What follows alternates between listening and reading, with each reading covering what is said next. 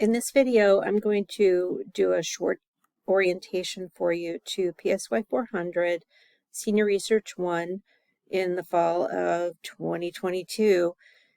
I'm making this orientation video just in case there are any people who missed the first day of class or just want to review what I'm going over in terms of how to navigate the D2L page, a brief description of the syllabus and the materials associated with it, and just a broad overview of how PSY 400 works. So to start, I have put my D2L page in student view, so it is more like what you will see when you log into the D2L page. And again, we'll go over this on the first day of class, but in case anyone misses it, you will have this video to go back to. On the D2L page, we have a welcome message to you and some suggestions on it. Where you want to go is where it says Start Here. That's your first stop. And when you get into the Start Here page, you go directly to the orientation to the course. This is the video that I am currently recording right now. So obviously that's not going to be there yet, but it will be. You can click on the next button to go to information about your two instructors, me, that's Dr. Tamara Daly, and Dr. Christine Turco. You have our contact information there, email, phone, where our offices are located, and information just about who we are and how to make appointments with us. Both of us use the Bookings app, which is a Microsoft Office 365 product that links directly with our Outlook calendars. And the way I have mine set up, you can either schedule a virtual meeting through the computer or an in-person meeting in my office. And since they're connected to our calendars, it's really nice. It doesn't schedule over things where we have classes or other kinds of things going on. So it kind of automatically puts you in an open slot on our calendars. Clicking the next button takes you to course expectations and objectives. Some of this is material, actually all of this is material that's in the syllabus, but it's repeated here on the D2L page. PSY 400 is combined with PSY 405, Senior Research 2, and it's seen as the senior culminating experience of psychology and neuroscience majors, as well as human development and family sciences majors. Students in all of our majors are required to do a research project that is empirical in nature, and to do so in a group context. In PSY 400, 400 is the 4-hour class, 405 is a 2-hour course, so the total requirement is a 6-hour requirement. In PSY 400, what we're having you do is everything related to a research project up to and including your institutional review board proposal, which is preparing to actually put your research plan into effect. So you're going to be developing a research question, reviewing the relevant literature, building out a plan and the tools to enact that plan for your research project, and then writing a literature review paper associated with your project. The purpose of the class and any description of PSY 400 is going to be in combination with 405. Senior Research 1 is part of the capstone experiences that we require of all of our majors, psych, neuro, and HDFS. So that what you're doing is completing this formal research project that you're going to take from start to finish, and the culminating experience is presentations on Scholar Day in the spring semester. You can read about the prerequisites on your own. If you're in this class, you have met all those prerequisites. The learning outcomes for the course are as stated here. I'm not going to read them to you on video. you're capable of looking at them on your own. Suffice it to say, by the end of the semester, you'll have everything done in your research project up to the point where you're going to start collecting data. And again, you're doing this in a group context, and we'll talk much more about the nature of group projects in class. The first couple of weeks of class, in fact, are designed to get you into a research group that you're going to be committed to for the duration of both PSY 400 and 405. Like the course learning outcomes, the connection to departmental learning outcomes is outlined both here and on the syllabus. And again, I'm not going to read these connecting items here in this video. You can do that on your own. The next part of the kind of opening things that you need to connect to on the D2L page is the syllabus. There is a PDF version of the syllabus. There's a Word version of the syllabus that you can download. The PDF version you can open directly on D2L and look at it.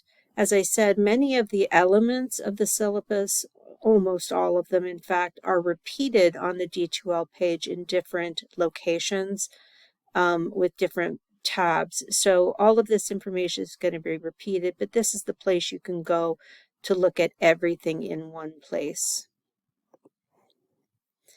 I also create, in all of my classes, I pull out the course schedule pages from the syllabus and present them separately. Some students like to have just those few pages because syllabi have gotten so long in recent years that it's just a lot. So I have popped out the schedule pages so that if you want to download those and just, have a separate version of just the calendar with all the major assignments listed on it, you can do that and print it out or just use it for reference. So those are the orientation type pages for where you would start your work, getting familiar with the class. There is kind of the usual, you should start seeing all of these modules and submodules on all of your D2L pages if your faculty are using the basic template coming from the Center for Faculty Development. The one that you're going to use the most in PSY 400 and 405 is this APA Style Resources tab. When you go to this page, what I've tried to do is to give you really practical information about APA style formatting, APA style references, APA style citations, and so on. I found some really useful guides on YouTube as I was preparing for the semester. Like this guy, Dr. David Taylor, he does a really nice job of walking you through how to use Microsoft Word to properly format your paper and how to properly format your references and citations. So I've included that link here. I've also included the guide documents that are provided for free on the APA Style website. And those are all linked here so that you can look at them, including the heading template for professional papers, and guidelines for references, guidelines for citations, and so on. So that's the most commonly visited of these various resources pages that my students typically use. The remaining pages are ones that you're familiar with. There's a D2L help guide, resources from student academic support, IT, ACT policies, and so on. Just to highlight one thing about technology, you will probably need to access, not so much this semester, but definitely next semester, you will have to have access to SPSS. So one of the things, and I'm going to try and get this updated information and add it to this module as the semester gets started, But one thing you will need to renew is your access to the VPN, the virtual private network for Mount Union, so that you can have off-site access to SPSS. And I'll repeat, you won't so much need that this semester as next semester. When you're in 405, you will definitely need to have access to SPSS. So that's most of what you need to know about the course resources. Where you're going to spend most of your time, obviously, throughout the semester is in the weekly modules. And we have laid everything out by the week so that you will have a clear kind of picture 1 week to the next, exactly what we're going to be doing in class, what you're going to be expected to be working on, and where your major assignments are landing. So I'll show you a couple of weeks and you can explore more on your own. But this week, this first week of classes, you're going to start by just really thinking about how to come up with good research ideas and topics. We're going to spend some time the first week in class exploring some resources to help you brainstorm. You'll be familiarizing yourself with the rules and expectations that we have for students doing team projects. And I will leave you to read this description on your own. Each week, there are going to be some learning objectives, some things that we expect you to be able to accomplish by the end of each week. Now, sometimes the objectives will be spanning more than 1 week, and we will indicate that each time. And then we're going to lay out weekly tasks that we're going to be working on. Within each of these modules, you can click on the day and we'll tell you what the activities in class are going to be for that day.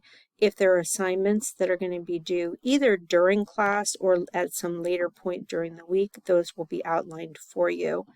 So like on Tuesday, the first week of class, we're going to be asking you to look at our two major national organizations in psychology, APS and APA, and look at some of their research topics as you get started thinking about ideas and identifying classmates who have ideas in common with you.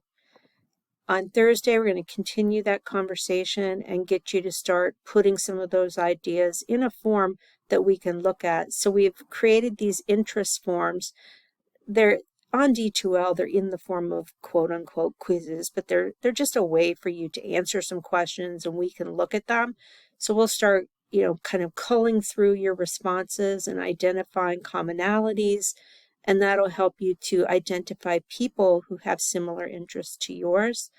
On Thursday, you're going to do some more of that work with the goal of identifying what you're interested in and other people in the class who may have similar interests. In week 2, your major task for week 2 is getting into a research group. And just like with week 1, I start with an overview, information that's really important for that week for you to read and understand. I identify, what your objectives are for that week, and then outline the tasks for each day of the week. And each of the weekly modules is going to have this form.